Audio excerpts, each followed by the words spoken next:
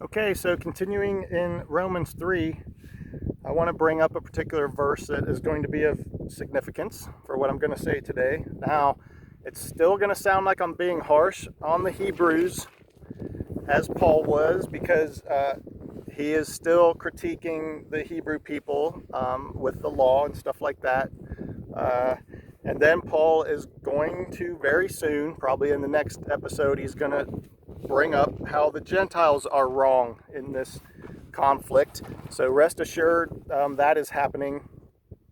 But for now, we're going to look at another critique Paul has. I want to bring up this sentence in Romans 3 where he says, "If you are convinced you are a guide for the blind, a light for those who are in the dark, an instructor of the foolish, a teacher of little children, because you have in the law the embodiment of knowledge and truth." Now, read this paragraph on your own, but I want to bring up when he says, if you think you're an instructor of little children. Now, there's this thing, if you grew up in church like I did, where you see pictures around and posters of Jesus holding sheep and little children. And I always thought that was super weird. Well, we know Jesus was called, a shepherd and stuff like this. Shepherds was a leader in that culture, and that makes sense. Okay, so he's carrying around sheep. But what is the deal with Jesus and children? There's many verses where Jesus says, "Let the children come to me," and he talks about children. He actually gathers children to him and says, "These people are more blessed than the teachers of the law," and so on. So what is the deal? As we just saw, Paul said to the people who had the law, if you think you're an instructor of little children, this is what children are in the Jesus stories as well. They are the Gentiles. Now, how did we get to that? I visited a country once, not too long ago, for a couple of weeks, and one of the Western expats told me these people are like little children in their thinking. And what did he mean? Well, he meant they're not as sophisticated as us. They're naive. They are backwards, let's say, maybe in the worst case scenario. It's just to say that they just don't know. They're not like us. They need to be instructed in these things, the ways of God, blah, blah, blah. Okay. This connection in Romans 3 of Paul using this, if you think you're an instructor of little children, he is not talking about literal little children. And neither is Jesus and the gospel writers when they talk about Jesus and children. We can see from Romans 3 that what Paul means is Gentiles. Now, again, I have to say this again because people are super sensitive to this these days. Is this anti-Semitism to say that the Jews were calling an out-group bad or ignorant, or referring to them as children or dogs or sinners? Paul is critiquing his own people once again. He is not against his people. He's not anti-Semitic. To say that a people group, especially if it's coming from somebody inside that people group, that you are critiquing your own lineage is not that people group. All right. This is an interpretation that I feel is accurate, and anyone else can, you can argue it. We could do more research, whatever.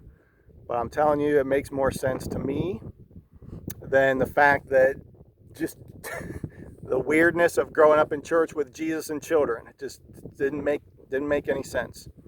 This is a more accurate portrayal.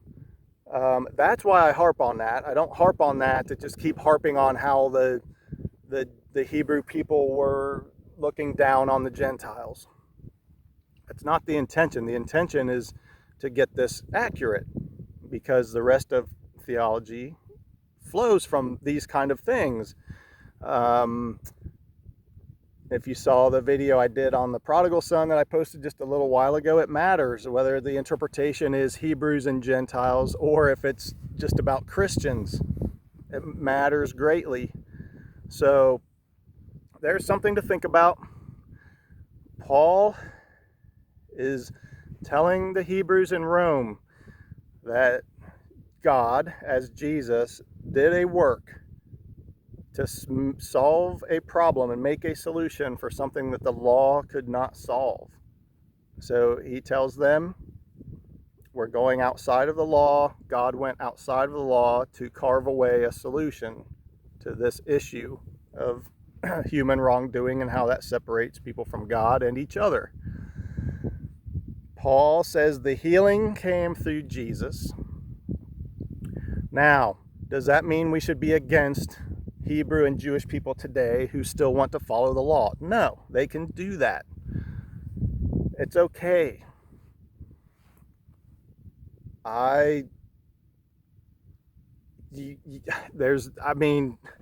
It's like anything else. They might be right. I tend to throw my hat in with Paul. And the interesting thing is that people think that Christianity is, the religion of America or whatever. I'm a Gentile. I am outside of this thing. I could become Jewish and say the law is still in effect and try to follow that, and people do that. But I'm going to throw my hat in with Paul that I think Jesus' solution makes the most sense and is the best. That does not mean that I'm going to hate Jewish people. It doesn't mean I'm going to go kill Hebrew people. It doesn't mean that anything negative needs to be done to them because I think Jesus is the solution and not the law. I could be wrong about anything and everything, and I made a video yesterday about Revelation where I said I think I might be incorrect about some things, and so we should look into it. So the purpose of these videos is not to tell you what to think, it's to stimulate your thinking and possibly to go do some research on your own, hopefully, and get back to me and say where I could be incorrect or maybe correct. So just helpful. And like I said, we've been harping on the Hebrew people as Paul does pretty severely in the first few chapters. But I would also, if I was talking to a group of slave holders and slave owners from the South right now, as an American, I would be pretty harsh on them. I would have reason to critique them. And that's what Paul's doing here. He is critiquing them and he's being harsh with them because their attitudes are causing a conflict in these communities.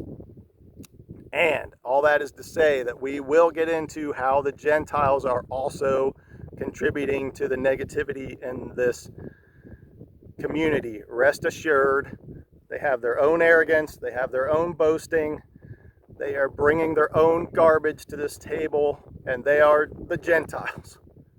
So we're not just trying to say the Hebrews it's a total 50-50 here. Both sides are in the boxing ring and they're fighting it out, and Paul is getting in the middle as the referee to sort it out.